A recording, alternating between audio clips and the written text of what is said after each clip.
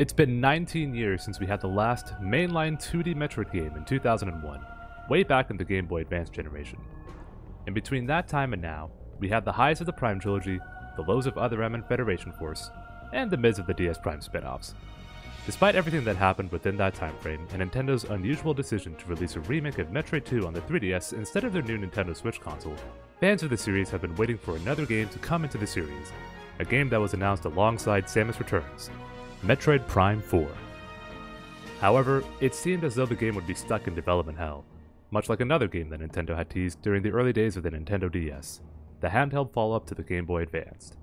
This game was dubbed Metroid Dread, and it was the subject of a litany of rumors, release dates, and ambiguous development, leading to those who were expecting its release to accept its eventual cancellation. Ever since the initial reveal of Metroid Prime 4 back in 2017, news about the game had been kept quiet. The fans were kept in the dark during that time, with Samus Returns, Mercury Steam's first foray into their take on the Metroid series, being the only placeholder for us until a new Metroid game came out.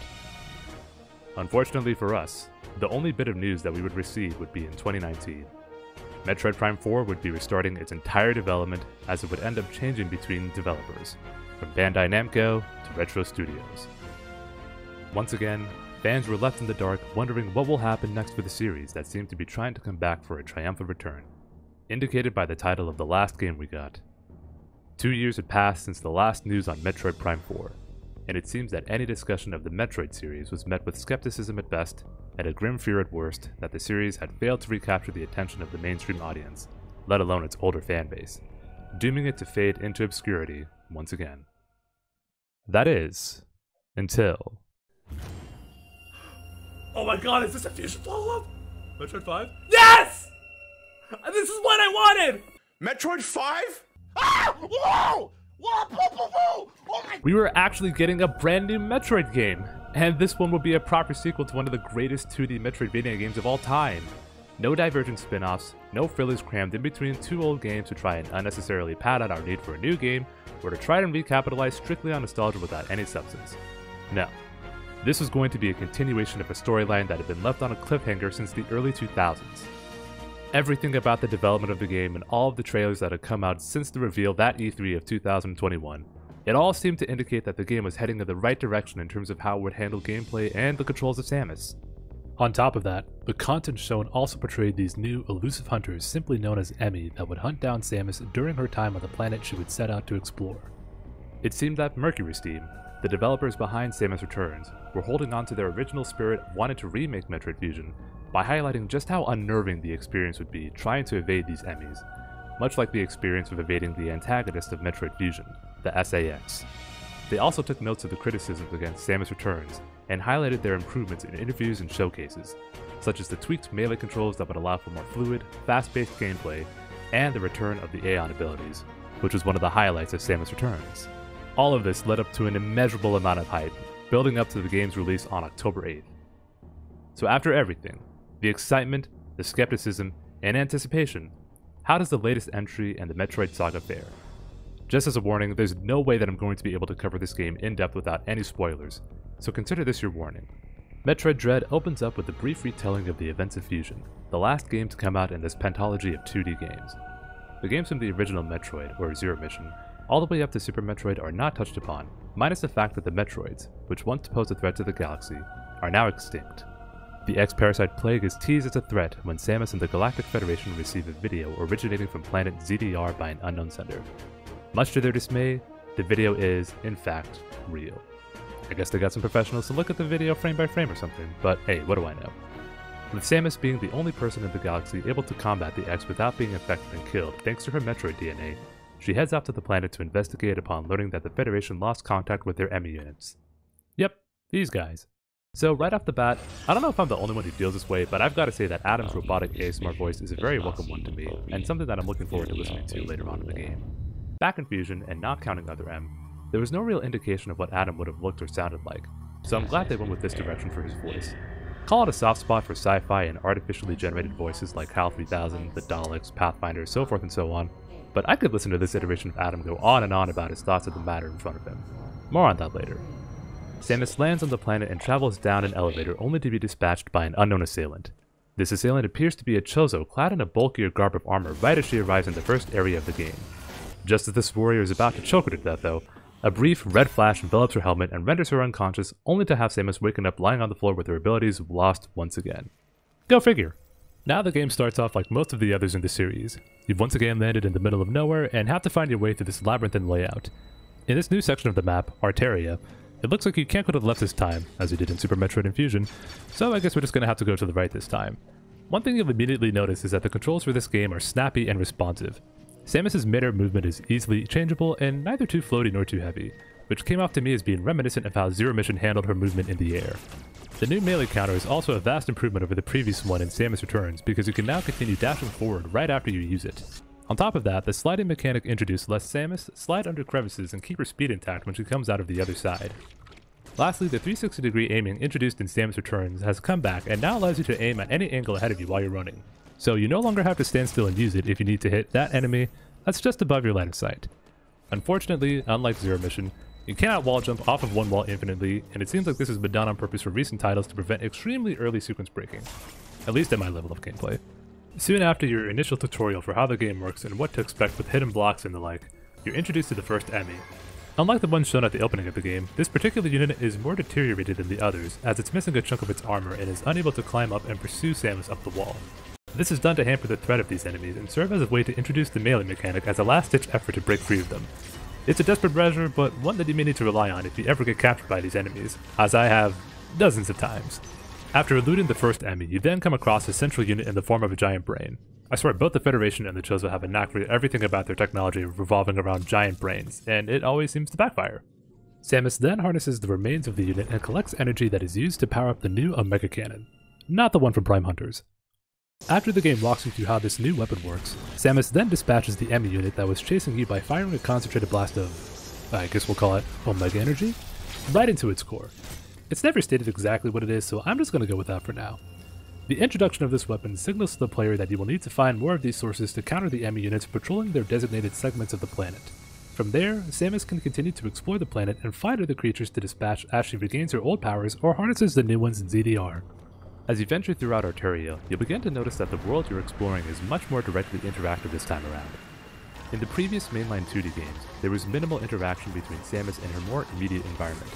A few of those instances in the previous games kept these interactions pretty minimal, with some of those involving you activating a teleporter in Samus Returns, powering up the wrecked ship in Super Metroid, or activating a cooling system in Fusion, as well as opening some doors here and there. Not in this game though. You'll soon find yourself changing water levels in multiple sections of the map, redirecting the flow of thermal energy in the planet, and reactivating generators so you can access new parts of the map previously deemed unreachable. Soon enough, Samus comes across a pixelated door that leads to a grey, washed-out area, both thematically and on the map. Here you'll find that these highlighted sections of the map are where the enemy reside, and you'll have to quickly and stealthily avoid detection or capture at all costs. If you don't, you have 2 chances to counter it within a few frames each time it flashes red before you're skewered to death. I didn't counter them all the time, but don't let that stop you. In later parts of the enemy's domains, you'll find enemies plated in a chrome shielding that makes them impervious to Samus's early beam weapons. These enemies hamper your escape and make it easier for the enemy to capture you, so you'll need to maneuver around them in order to make a quick escape. As you familiarize yourself with the new layout of how this game world around you works, Samus soon comes across your first upgrade, the charge beam. As in any other game, you can hold down the fire button to build up energy and attack your enemies with a stronger beam and kill them more easily. However, unlike previous games in the series, the information text here not only includes a small video demonstrating how this new power-up works, including against the chrome enemies in the enemy zones, but it also explicitly states an ability that older fans may recognize. In the older 2D games, if you did a spin jump while storing a charge shot, you could damage or even kill certain enemies that you hit as your suit glowed. Now the game acknowledges that as a latent ability in the beam, fully explaining what it is and how to use it. Admittedly, not every player may have figured out this ability back then on their own, and just waited to jump against enemies once they got the screw attack. But I think this is a nice little touch from the developers as a way to tell those older fans about this tool in their arsenal. Later on in the first section with the true Emmy, you have to defeat another central unit in order to get the Omega Cannon. Only now this unit has some chrome shielding around it for basic protection. After defeating it, you're now introduced to the Omega Stream, a variation of Omega Energy that allows you to use a rapid fire version of the Omega Cannon to melt down certain shieldings. After melting down the door that led you to the central unit, you then have to find a wide enough opening to both melt down the face shielding on the Emmy and blast it with a burst of energy from the Omega Cannon like you did with the defective Emmy. Once that's done, you absorb its corpse and acquire the Spider Magnet. Think of this ability like Prime Spiderball, in which you can climb up certain tracks on the walls and ceilings to maneuver around select places on the map. This ability certainly comes in handy for exploring the rest of the world, especially with another upgrade you'll get later on. But in the back of my head, I felt like this would be supplanted with some other ability later on, like the speed booster or the space jump. Hopefully though, it wouldn't come too soon and the game would have plenty of areas to let me play around with this new ability. Deeper in Arteria, we come across the first boss of the game, Corpius. A simple boss, his gimmick involves attacking you with acid projectiles and his stinger, while also cloaking himself, save for a glowing red spot that signals, "Hey, shoot me and I'll die, bro! Okay, cool, thanks!" Fire enough missiles and charge shots at it, and you're then treated to an animation of Samus delivering one last final blow to kill in a badass fashion. Okay, now this is how you do an action cutscene in a Metroid game. I know other M tried desperately to integrate them into the flow of that game, but even with a simple boss like Corpius, it felt like I earned this final blow rather than the game trying to give me some artificial sense of accomplishment. Once she kills Corpius, she takes a closer look at the random red spot on the tail and finds out that it was covering a new ability that Samus can use, the Phantom Cloak. This lets you hide from enemies by cloaking your suit and silencing your movement. The Phantom Cloak consumes Aeon as you move and will revert to using your energy if your Aeon meter runs out. Keep that in mind because you'll be using this ability a lot when you have to get past Emmy in their zones and avoid detection just to stay alive. So if you use this too long and get hit by anything that is not an Emmy, it might just be a game over and a long trek back to where you died. With a few upgrades under our belt, we now venture into the next section of the map, Catarus. Here is where the thermal energy of the planet stems from and is redirected to power sections of the map. Shortly after receiving your next briefing from Adam, you're then tasked with redirecting the energy to open thermal doors to closed off sections of the map.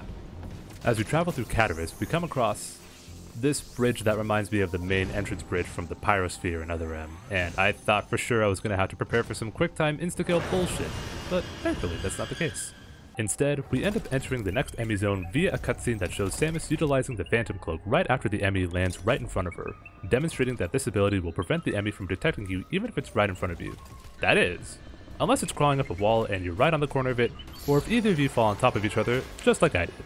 Soon after evading this Emmy and redirecting some thermal energy, told you this game would be more involved with the world around you, another area of the map will open up as you are currently unable to obtain the Omega energy needed to take down this unit. There will be a block in your way that needs to be hit by 3 simultaneous beams at once. A hint that the wide beam may be coming up ahead. Sure enough, in the next section of the map, Dyron, once you reactivate a dormant generator, you quickly come across a Chosa statue holding the wide beam.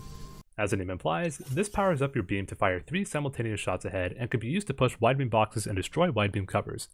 That will come in handy in due time, as you'll have to use this to escape the third Emmy roaming this area by shooting a block that's obstructing the first exit you come across in this zone.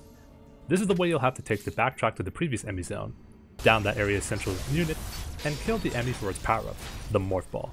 If you haven't played this game yourself yet, imagine yourself in this situation.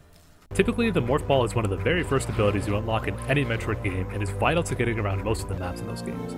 Here though, you had to navigate a good quarter of the game without this at all, and in my playthrough that amounted to almost 2 hours of being deprived of this power-up.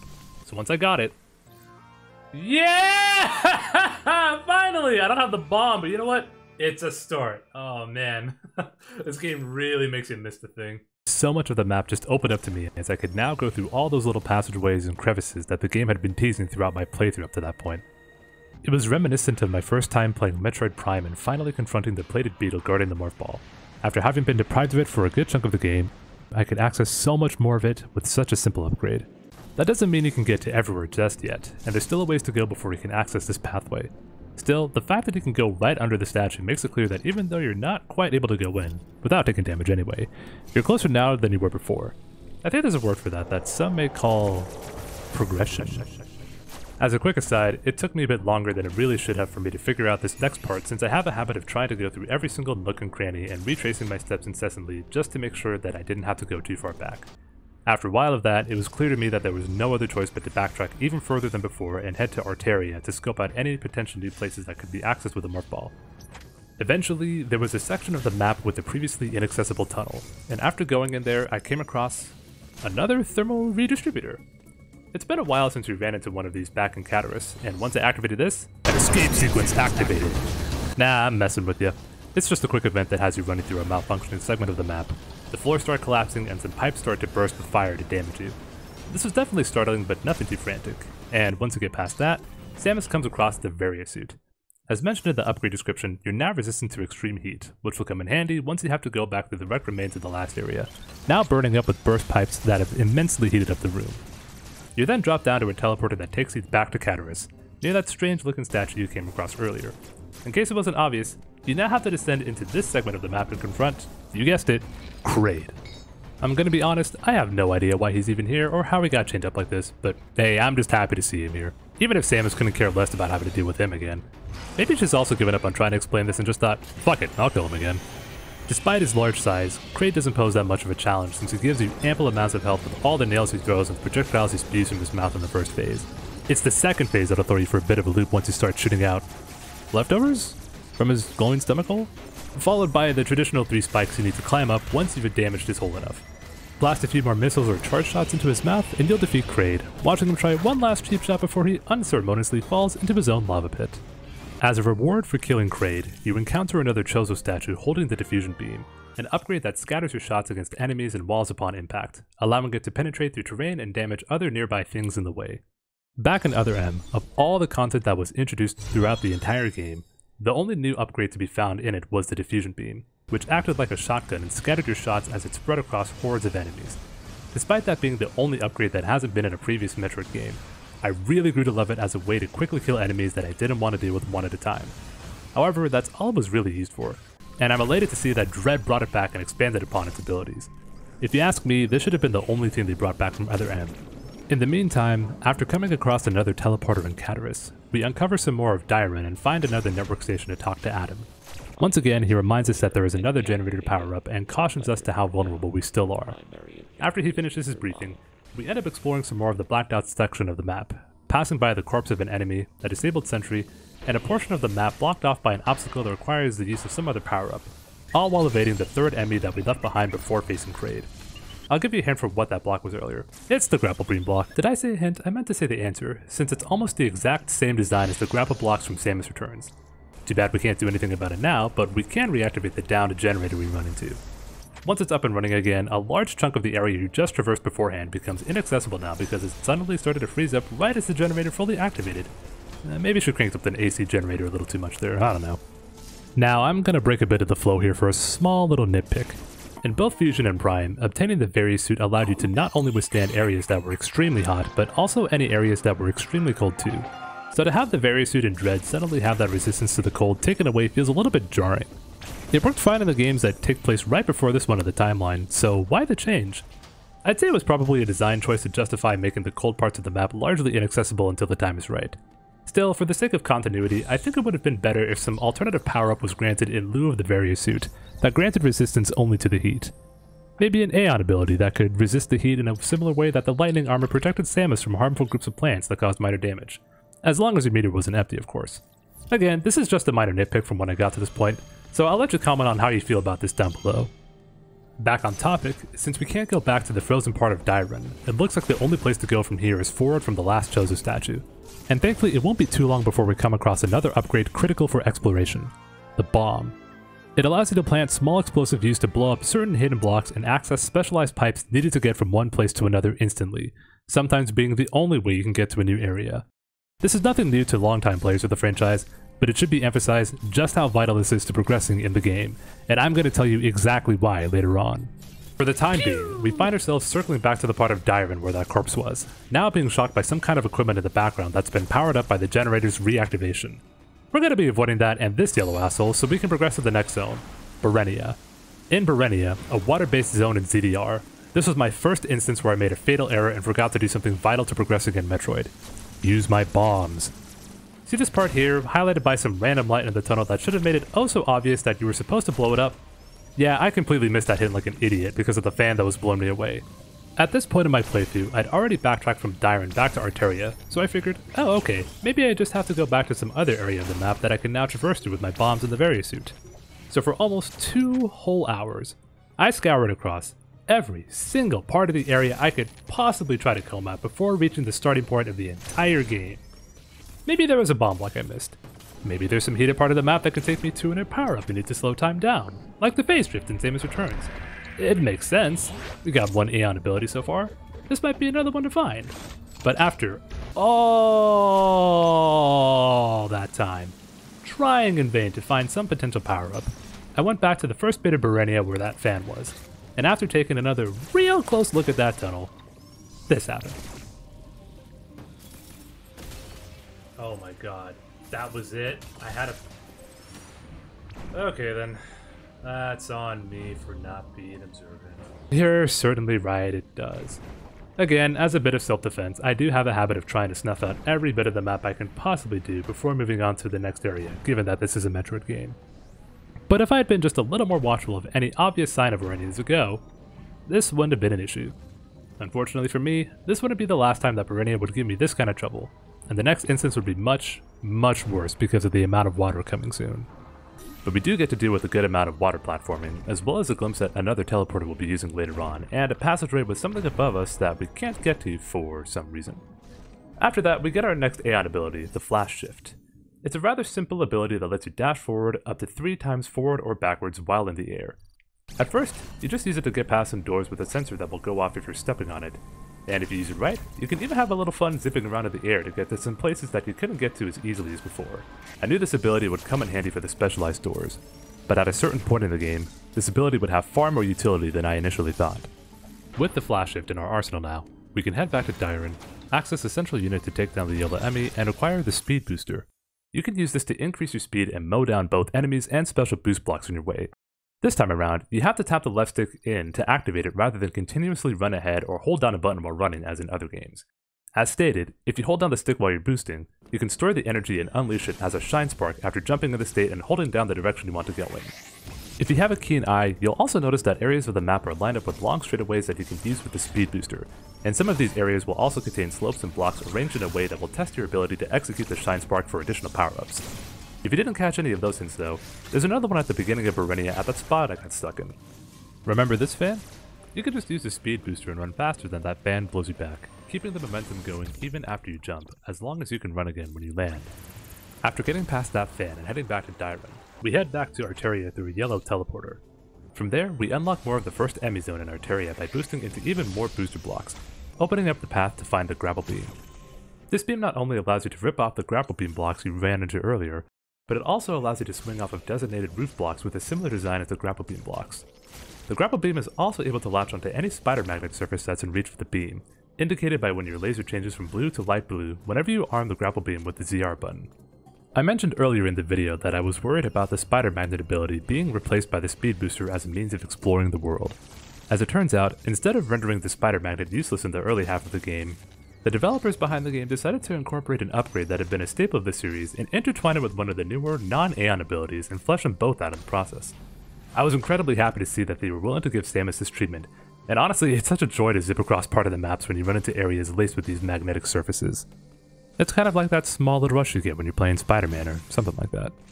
Now that we've got the grapple beam, we can access an elevator that leads from Arteria to Dyron, then another elevator from Dyron to the next section of the map, Verenia. Almost immediately after entering this new section, we run into the next Emmy zone and drop into a cutscene of Samus coming across what looks like some ancient Egyptian-looking hieroglyphics with the Chozo on it. One particular inscription set off some kind of reaction in Samus, similar to the one that she succumbed to at the beginning of the game before.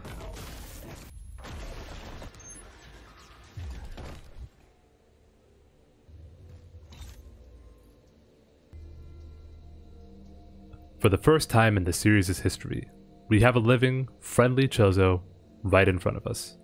Not a ghost, not an inscription, nor a statue, but one that's here in the flesh. The Chozo, known as Quiet Robe, explains to Samus the entire backstory of the events from Samus Returns up to Fusion from his perspective, highlighting how the enemy Chozo, Ravenbeak, plotted to rule the galaxy with the Metroids created on SR-388 as the ultimate weapon for him to achieve power. All of this was almost thwarted by Samus exterminating the Metroids on SR-388 after his army was infected by a stowaway X that came back with him to ZDR during the events of Samus Returns. I say almost thwarted, because Quiet Robe informed Samus in a solemn, cautious tone that her infusion of the Metroid DNA gave Ravenbeak the idea to lure the Emmy and Samus to ZDR as a means to extract the Metroid DNA in her, recreate the Metroids, and fulfill his plans to conquer the galaxy. Then, we get this.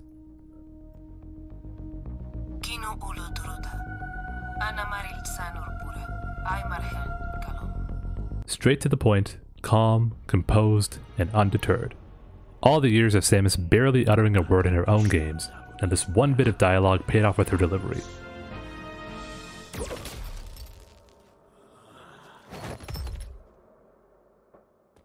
This is the point in the game where a lot more mini-bosses come into play with these rogue Chozo sentries coming in from time to time, forcing Samus to destroy them before she can move on to the next part of the game or die trying. Every other boss prior to this one felt like a traditional Metroid boss that would perform some attacks unique to it that are easy enough to telegraph and counter against, but this mini-boss is different.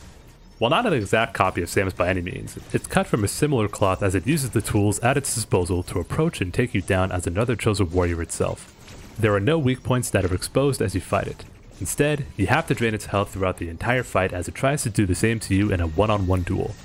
The sentry also serves as an indicator that the game is about to get harder, as it's now relying less on the conventional boss setup and throws in this type of encounter towards you, the player, as a test to see how honed your reflexes and combat abilities are. If you keep your wits about you, you'll be able to take down the sentry, but even then, it's too late, and Quiet Robe is dead. We'll have to move on though, traveling from Ferenia to Dyron after defeating the sentry, then to Berenia and up the passageway Quiet Robe unlocked for Samus before reaching the next traditional boss, Drogaiga.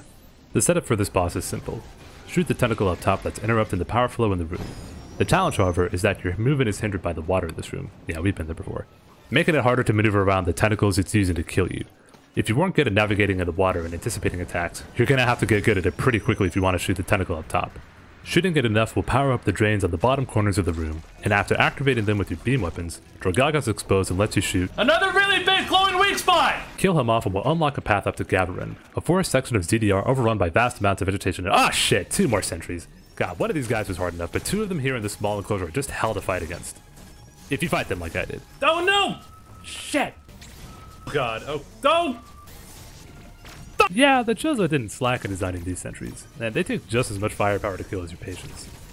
Once all that's squared away, we pass through another enemy zone before running into Adam again, this time without the anxiety of having to get past an enemy since they've all been deactivated prior, thanks to Quiet Robe.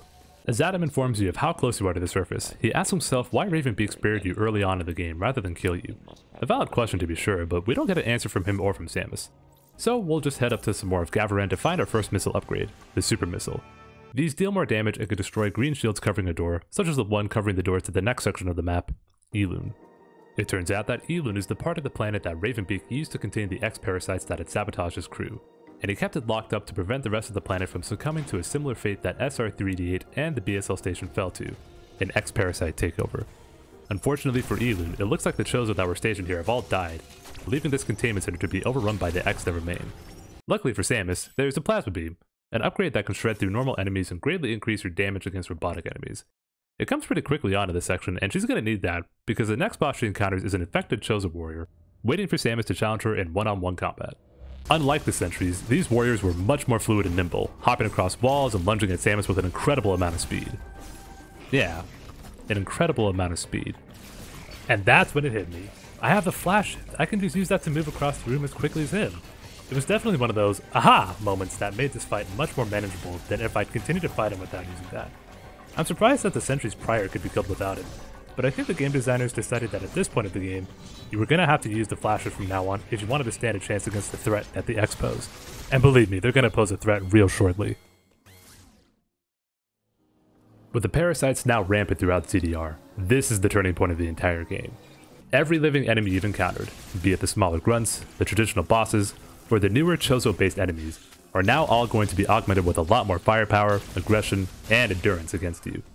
Every upgrade and skill you've gotten to this point is now going to be tested against even some of the smaller enemies on the planet, now beefed up with the infection of the X. It gets worse though. One of the more powerful Red X, similar to the one from the warrior that we just killed, infects Quiet Robe and he reactivates the enemy, ready to hunt down Samus once again.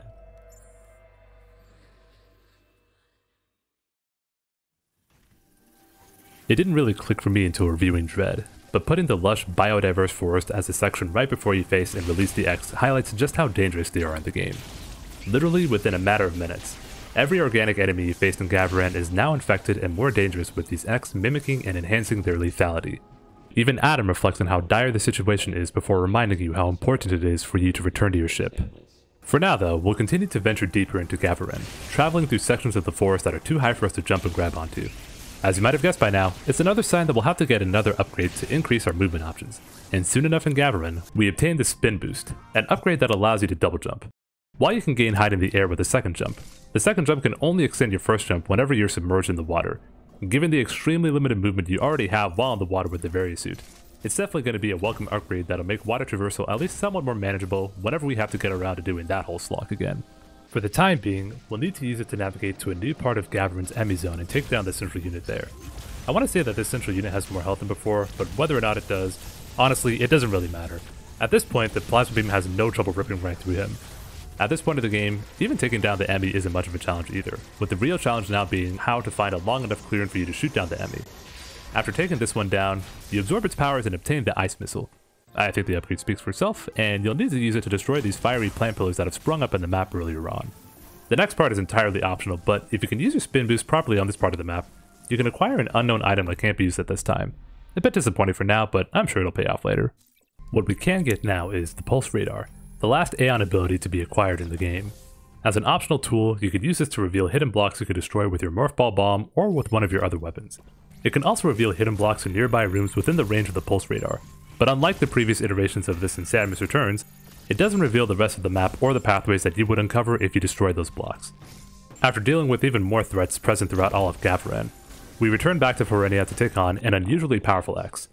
As if the X weren't bad enough, now we have to deal with a more dangerous version of that on top of the Emmy that are still patrolling Ferenia and the rest of this planet.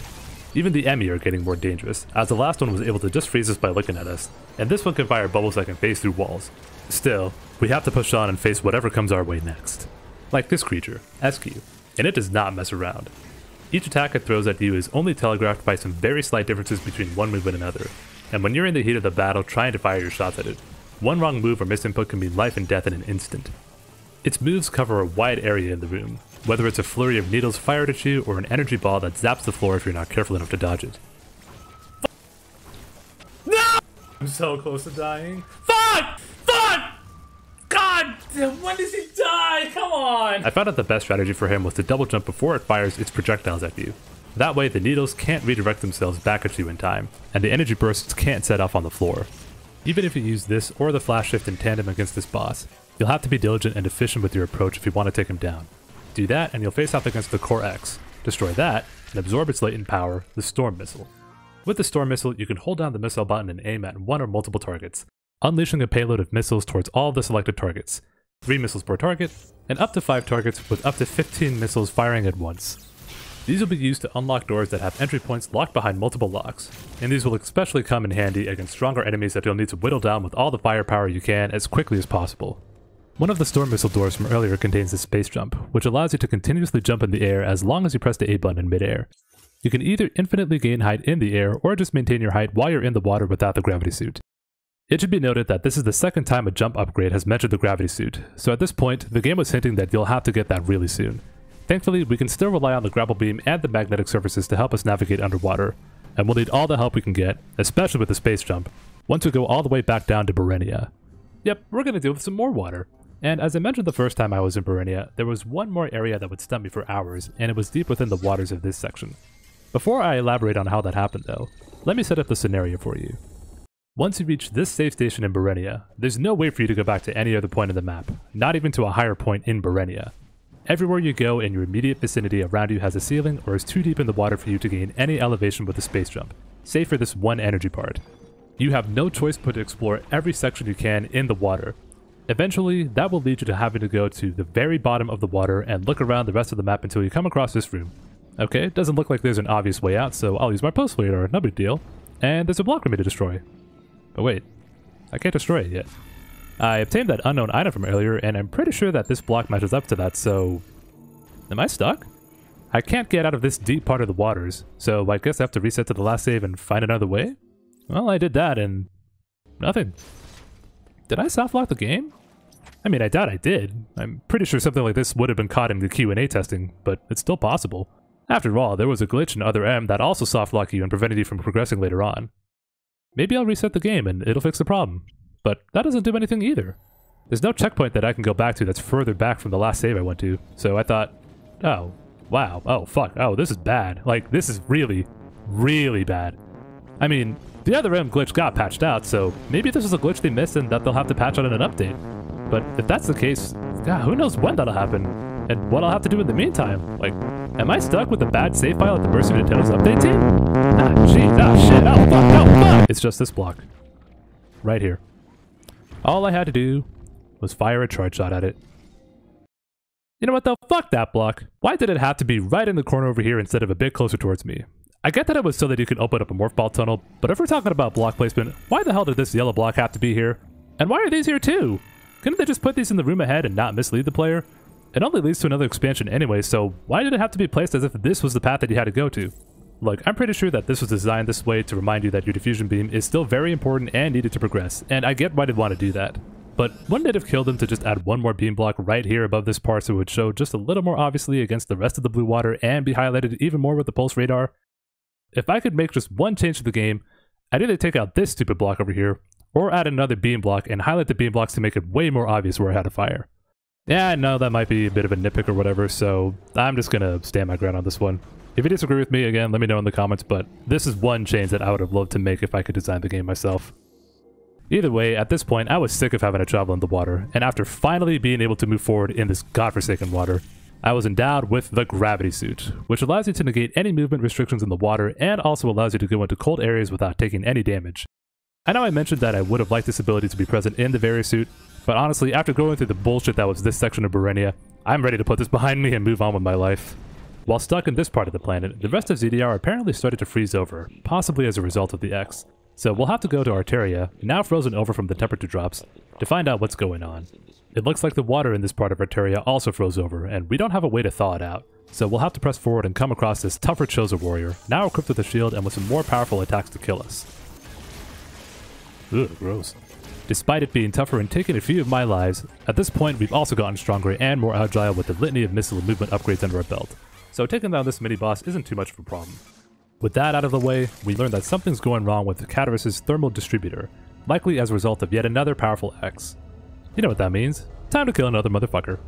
Speaking of, there it is, the what's-its-face, experiment number Z57. Yeah, that's a name.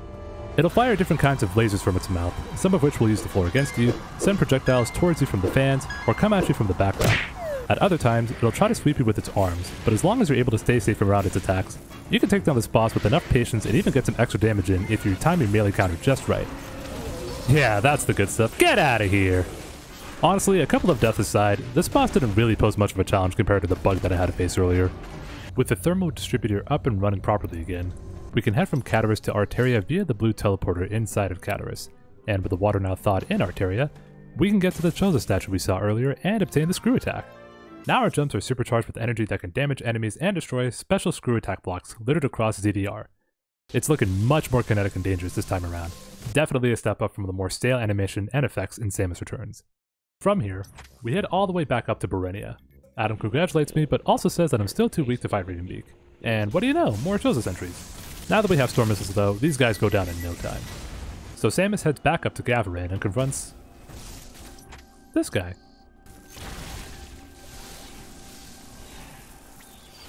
Okay, he's mutating into this guy. No big deal, we've killed him before.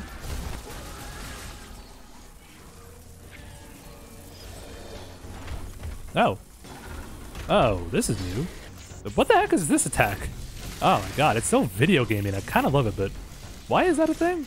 I don't know, maybe it has something to do with the X powers. Oh well, time to kill it. And it's a cross bomb. Now this is an interesting power-up. It places 5 bombs in a cross shape and it can propel you either vertically or horizontally as it destroys any bomb blocks in the way. Apparently you'll need to get past rows of pit blocks, but honestly I just found this to be really amusing. It's like they took the idea of bomb hopping and gave you a quick fix with this ability, as well as making multiple bomb block explosion chains much quicker. Well, we've got that under our belt, so let's get going. We're almost there. Our ship is right on top of this new section, Hanubia, and one of the first things that we run into is this damaged bridge. Alright Metroid fans, what do you do here? A. Speed boost against it. B. Use power bombs. Or C. Fire some kind of hyper beam against it. The answer will be revealed right after we return to Ferenia, since we can't destroy this purple door here in Hanubia. There is something that we can destroy that's purple in Ferenia though. The 5th enemy! You know the drill, kill the brain, melt the face, blast the face, and get a power up. And this power up here is the Wave Beam, which adds onto your beam's power and lets you fire past walls and ceilings, as well as destroying the purple doors on ZDR. Now we're in business. None of the smaller enemies are going to stand a chance against us at this point. We're soon heading back up to Hanubia to find what looks like some kind of breeding station, and one of the creatures here sets off something in Samus again. but she's hesitant to give in to whatever this is. But when she's trapped by the enemy nearby, it's triggered once again. In a desperate last-ditch effort to save herself, she grabs onto the enemy's metallic probe right before it siphons her, and she siphons the energy right out of it and the central unit controlling it. Looks like that Metroid DNA inside of her is starting to take over. And after dispatching another red Chosen Warrior this way, she drains its life energy, absorbs the power of the red enemy's corpse nearby, and obtains the Power Bomb. This bomb can be used to nuke the screen and destroy any power bomb blocks, like that one. It can also be used to destroy broken tunnels, so if you guessed B, congratulations! Enjoy the power trip! It's almost time to confront Ravenbeak, but there's one more enemy that stands in the way, the Golden Chosen Warrior X. It's essentially just a beefed up red Chosen Warrior X, both in terms of offensive and defensive abilities. So if you've been able to take down the other warriors effectively up to this point, it'll go down with no problem and give you a chance to fine-tune your combat abilities one more time for the last part of the game. Ravenbeak isn't going to go down so easily, and it looks like he's waiting for us in Itorash, the last section poised as a spaceship high in the skies of ZDR. And in it, there's one more elevator? Okay. Yeah, this network station is way too convenient. Adam said earlier that there would be a network of stations down below the surface of ZDR, so this one being on a spaceship raises a red flag. Submit and offer up your power. Yep, it's Ravenbeak. Now, at first, I just thought that he was only doing this for the last station, but the more I look back at every instance that Adam has talked to us, I noticed something.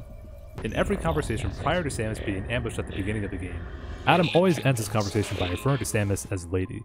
But even with the very first network station uplink, he never said it there, or in any of the other times that Samus uplinks in ZDR. So as it turns out, Ravenbeak actually pulled the strings the second she arrived in Arteria. Not only that, but apparently his DNA is inside of Samus, which has granted her the ability to use her suit and perform her vast amounts of Herculean acrobatics. That also explains why he was nearly impossible to kill during our first encounter, since his strength is also passed down to us. But with all these power-ups under our belt and the dreadful misery he's had to put us through, we'll have to take him down here and now. As the final boss in the game, he's definitely the hardest one by far, utilizing a vast array of moves from energy mists that cover almost all of the screen to dash attacks and dark energy blasts. That's just for the first phase, by the way. His second phase with wings will see him utilizing dive bomb attacks, ground stomps, giant lasers, and even the rapid burst attack from Samus Returns. Yeah, how about that for a little Easter egg? It not only serves as a reference to that game, but it also shows just how powerful that kind of chosen weapon can be used if it's against you. Once you clip him of his wings though, he'll resort to his final form, utilizing more massive lasers, all of his moves from the first form, and a new sunburst attack that will emanate lethal solar waves at you, unless you use a power bomb to blow it up. For my first playthrough, he was absolutely relentless and a hell of an opponent to outmaneuver and outgun. But with enough... Oh no.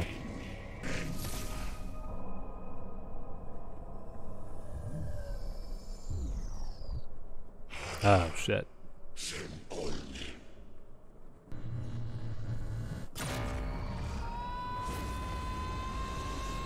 What the?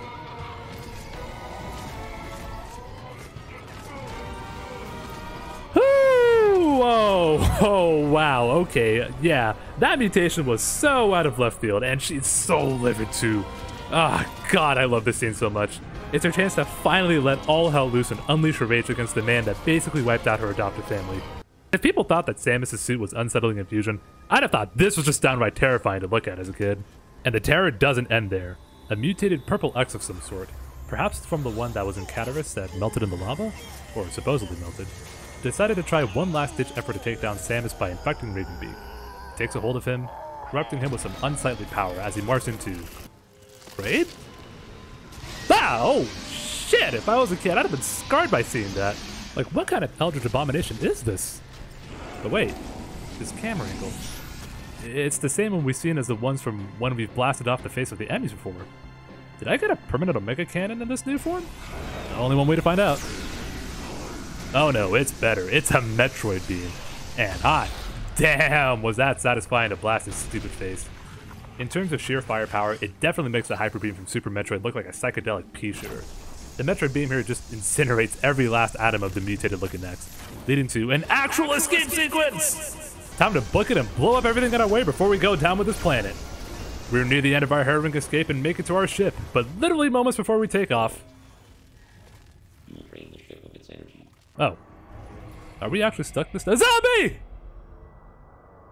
Wait, he's not trying to kill us? And he's just gonna let us absorb it. Okay, thanks? Wow, what a weird feeling this was. Yeah, the more I thought about this, the more I thought about the moment at the end of Fusion when the SAX also gave itself up to save itself and let Samus absorb her. I don't know why they both had the need to do that. Maybe they were just trying to preserve themselves, or maybe they knew that they had no chance to survive if Samus decided to turn against them. Well, either way, let's get the hell out of here.